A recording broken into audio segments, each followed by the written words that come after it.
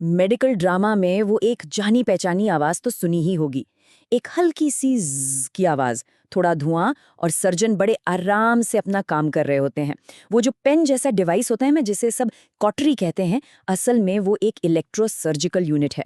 तो चलिए आज इसी मॉडर्न इलेक्ट्रिक स्कैल्पल के पीछे के विज्ञान को समझते हैं। तो सवाल यह है कि आखिर ये होता कैसे है। मतलब सर्जरी में एक ऐसा चीरा लगाना जिसमें खून लगभग बहे ही ना, ये तो अपने आप में एक बहुत बड़ी बात है। इस कमाल की प्रिसिजन और कंट्रोल का राज दरअसल एक बहुत ही स्मार्ट टेक्नोलॉजी में छिपा है, जो गर्मी और बिजली को एक साथ इस्तेमाल करती है। और वो टेक्नोलॉजी है इलेक्ट्रोसर्जरी। अब देखिए, पुरानी थर्मल कॉटरी तो कुछ कुछ गर्म लोहे की रॉड से दागने जैसी थी, जिसमें बाहर से गर्मी दी जाती थी। लेकिन ये जो नई तकनीक है ESU, ये तो माइक्रोवेव की तरह है। ये बिजली का इस्तेमाल करके टिश्यू को अंदर से गर्म करती है, जिससे सर्जन को गजब का कंट्रोल मिलता है। अच्छा, एक मिनट, अगर ये मशीन टिश्यू को काटने के लिए बिजली का इस्तेमाल कर रही है, तो फिर मरीज को बिजली का झटका क्यों नहीं लगता? सोचने वाली बात है ना। तो इसका सारा राज बिजली के बहने की रफ्तार यानी उसकी फ्रीक्वेंसी में छिपा है। ये जो फर्क है ना, यही सारा खेल है। हमारे घरों में जो बिजली आती है उसकी फ्रीक्वेंसी कम होती है, जो हमारी नसों और मसल्स को परेशान करती है और हमें झटका लगता है। लेकिन ESU बहुत ही हाई फ्रीक्वेंसी करंट यूज करता है। ये करंट इतना तेज होता है कि हमारी नसें उसे महसूस ही नहीं कर पाती। ये उन्हें पूरी तरह से बाईपास कर जाता है और बस एक ही काम करता है, गर्मी पैदा करना, बस। तो इस पूरे सिस्टम के 3 मेन हीरो हैं। पहला है जनरेटर, जो इस ऑपरेशन का कंट्रोल सेंटर या कह लीजिए दिमाग है। सर्जन यहीं से तय करते हैं कि उन्हें कितनी पावर चाहिए और टिश्यू को काटना है या खून को रोकना है। दूसरा हीरो है एक्टिव इलेक्ट्रोड, जिसे सर्जिकल पेन भी कहते हैं। यही वो हिस्सा है जो सर्जन के हाथ में होता है और जो सीधे टिश्यू पर काम करता है।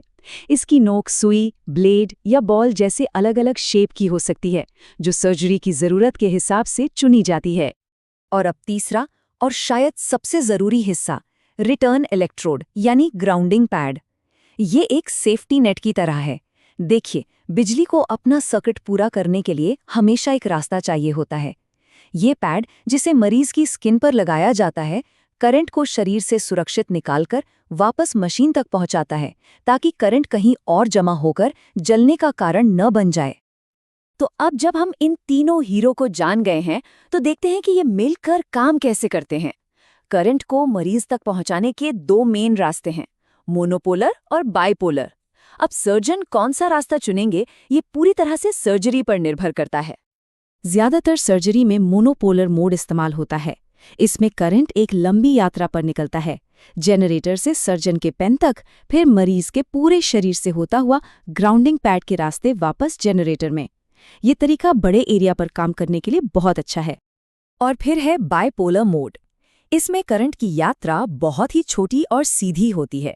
ये सिर्फ एक ही औजार, मान लीजिए एक चिमटी के 2 सिरों के बीच ही बहता है।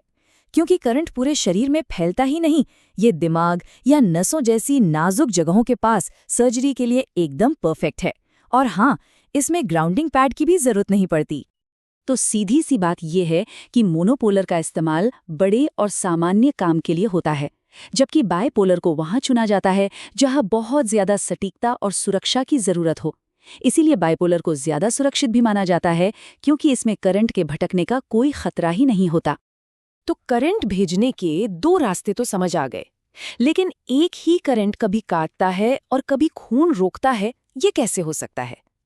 इसका जवाब बिजली की लहर के पैटर्न को बदलने में छुपा है, और यहीं से खुलता है सर्जन का असली टूलकिट। जब कट मोड ऑन होता है तो जनरेटर एक लगातार बिना रुके बिजली की लहर भेजता है। इसको ऐसे समझिए जैसे पानी की एक तेज धार किसी चीज को काट देती है। ये तेज गर्मी सेल्स को तुरंत भाप बना देती है और नतीजा होता है एक एकदम साफ और सटीक चीरा। अब आते हैं कोएगुलेशन मोड पर। यहाँ बिजली की लहर रुक रुक कर आती है, जैसे कोई पानी के छींटे मार रहा हो। ये कम गर्मी पैदा करती है, जो सेल्स को भाप बनाने के बजाय उन्हें सुखाकर सिकोड़ देती है। इससे खून की नसें सील हो जाती हैं और खून बहना बंद हो जाता है। कमाल है ना?